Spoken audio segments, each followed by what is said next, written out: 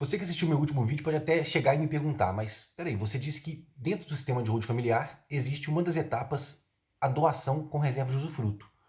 Por que então não esquecer a holding familiar, esquecer todas as etapas dela e fazer simplesmente uma doação com reserva de usufruto do patrimônio da pessoa?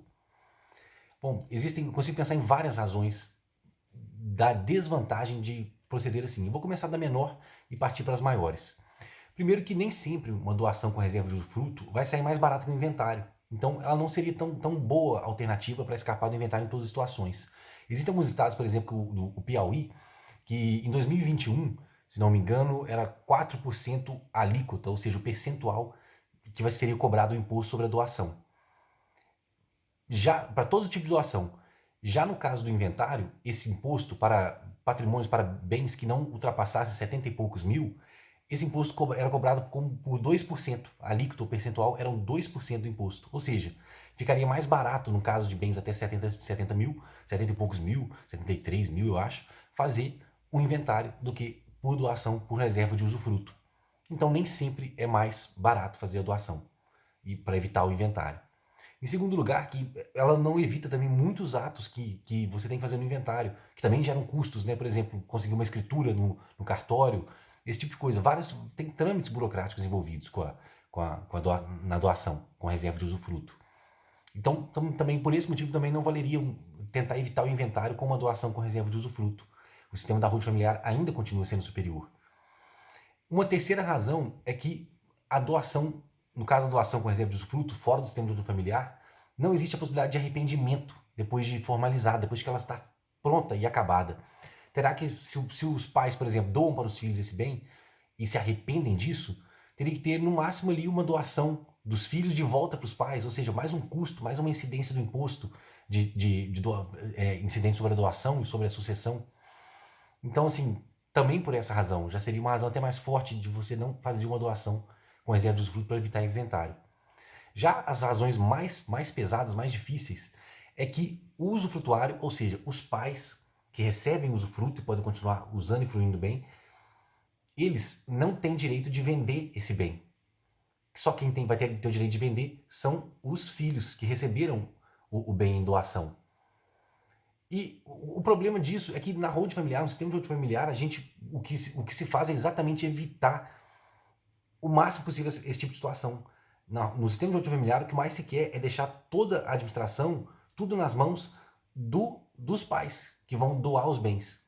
Os poderes serem deles, em geral falando.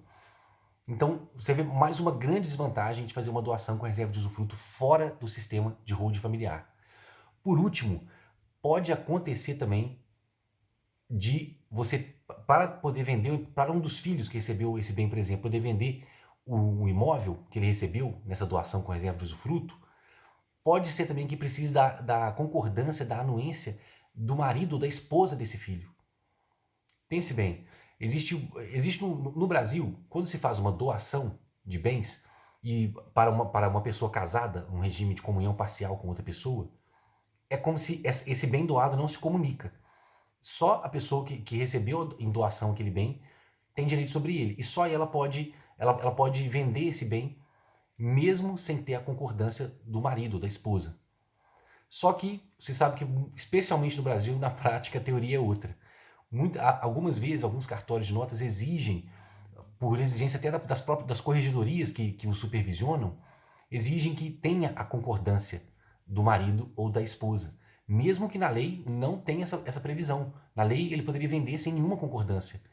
Mas existe, como eu disse, na prática a teoria outra que, especialmente no Brasil, e muitas vezes existe essa exigência.